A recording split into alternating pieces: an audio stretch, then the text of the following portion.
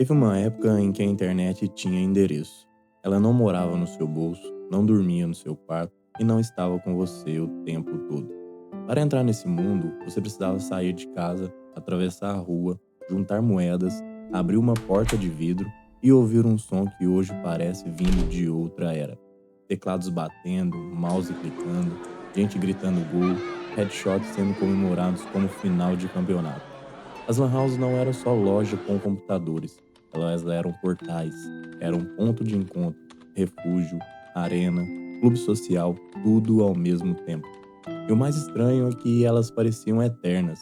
Estavam em toda parte, no bairro, no centro, na esquina, do lado da escola, perto do terminal, em galerias apertadas, em ruas movimentadas. Mas então elas sumiram, sem despedida, sem cerimônia. Como se um pedaço inteiro da juventude de milhões de pessoas tivesse sido arrancado da paisagem. A pergunta parece simples, mas a resposta revela muito mais do que nostalgia.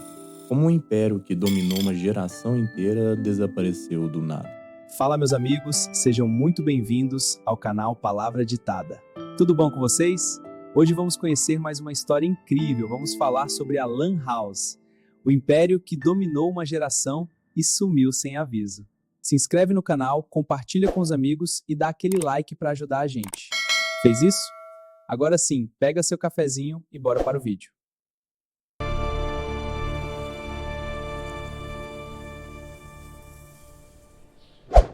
Para entender o fim das lan houses, primeiro a gente precisa lembrar o que elas realmente foram. No começo dos anos 2000, ter um computador em casa ainda era um privilégio. Ter internet então era quase um luxo. E quando existia, muitas vezes era lenta, cara e instável. A Lan House surgiu justamente nesse vazio. Ela oferecia o que muita gente não tinha: acesso. Acesso à internet, aos jogos, aos programas, a um universo que parecia distante, mas que ali podia ser alugado por hora. E isso mudou tudo. De repente, jovens que nunca teriam um computador potente passaram a entrar em servidores de Counter-Strike. Crianças descobriram o mundo online em GTA, Tibia, Mu, Warcraft, Ragnarok.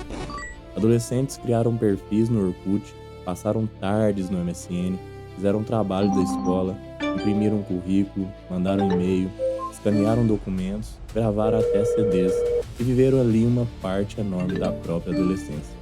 A Lan House era um negócio, mas acima de tudo era uma experiência coletiva. Ali a internet não era silenciosa, ela tinha barulho, risada, disputa, amizade, zoeira e, acima de tudo, presença física. Você não jogava sozinho com estranhos invisíveis. Você olhava para o lado e via o rival. Gritava com um amigo na cadeira ao lado. Saía de casa para viver o digital junto com outras pessoas. E é por isso que a Lan House virou muito mais do que uma tendência tecnológica. Ela virou cultura. O sucesso das Lan Houses não foi acidente. Elas floresceram porque surgiram no momento exato em que o Brasil estava aprendendo a entrar na era digital. Num país marcado por desigualdade de acesso, elas democratizaram o computador.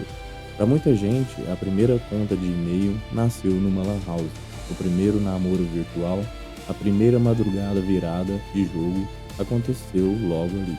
Elas eram templos da descoberta. E havia também uma lógica econômica poderosa por trás disso. Montar uma lan house em muitos bairros parecia um negócio certeiro. A demanda era enorme, o fluxo era constante. A clientela voltava todos os dias. E assim, em pouco tempo, esses espaços se espalharam como febre.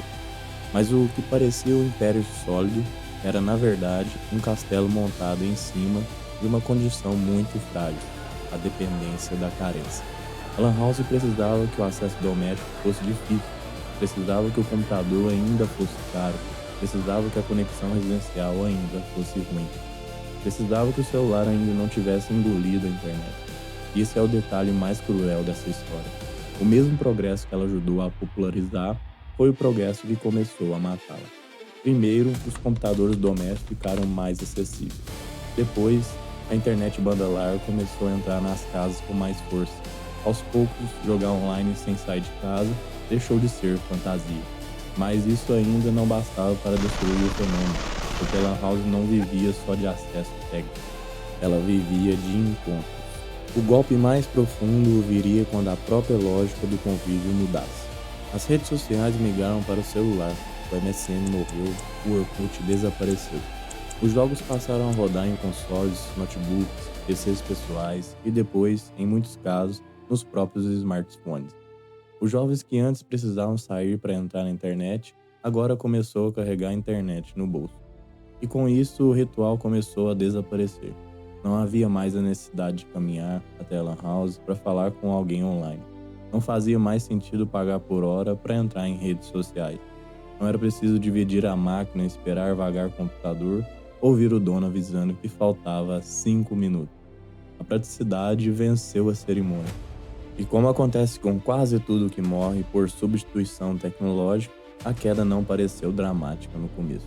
Pareceu só uma redução de movimento, uma cadeira vazia aqui, 2 máquinas desligadas ali, uma tarde menos cheia, um cliente antigo que não voltou, um aluguel apertando, um upgrade que não compensava mais. Até que um dia a conta simplesmente não fechava. E ainda havia outro problema. Muitos lan houses sobreviviam num equilíbrio delicado: custo de energia, manutenção, reposição de peças, licenças, aluguel, insegurança, concorrência e mudança de hábito. Tudo isso pesava bastante.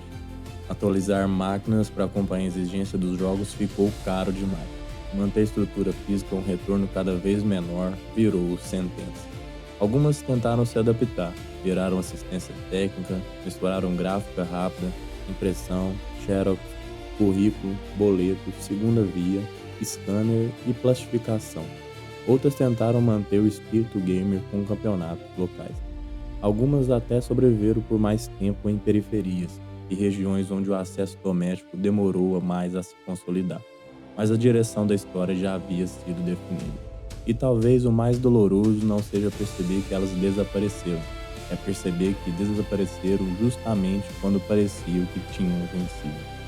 Porque, no fundo, a Lan House cumpriu seu papel tão bem que tornou a si mesmo dispensável. Só que essa não é uma história apenas sobre tecnologia, é uma história sobre o tipo de mundo que existia ali dentro. Um mundo em que a presença importava, em que o digital ainda precisava de um lugar físico, em que a amizade online tinha cheiro de sala fechada, barulho de cooler, gosto de salgadinho, energia de campeonato improvisado e emoção compartilhada em tempo real. Quando a Lan House sumiu, não foi um comércio que acabou, foi um jeito inteiro de viver a internet que morreu com ela. E é aqui que essa história fica maior do que parece, porque toda geração acha que suas memórias são apenas nostalgia, mas algumas memórias são vestígios de transição histórica, e a Lan House foi exatamente isso, o ponto intermediário entre o mundo analógico e uma vida completamente digital. Ela foi a ponte. Talvez porque algumas eras não terminam com a explosão, terminam com silêncio, e poucas coisas fazem mais silêncio do que um lugar que já esteve lotado de vida. E aí, você sabia dessa história?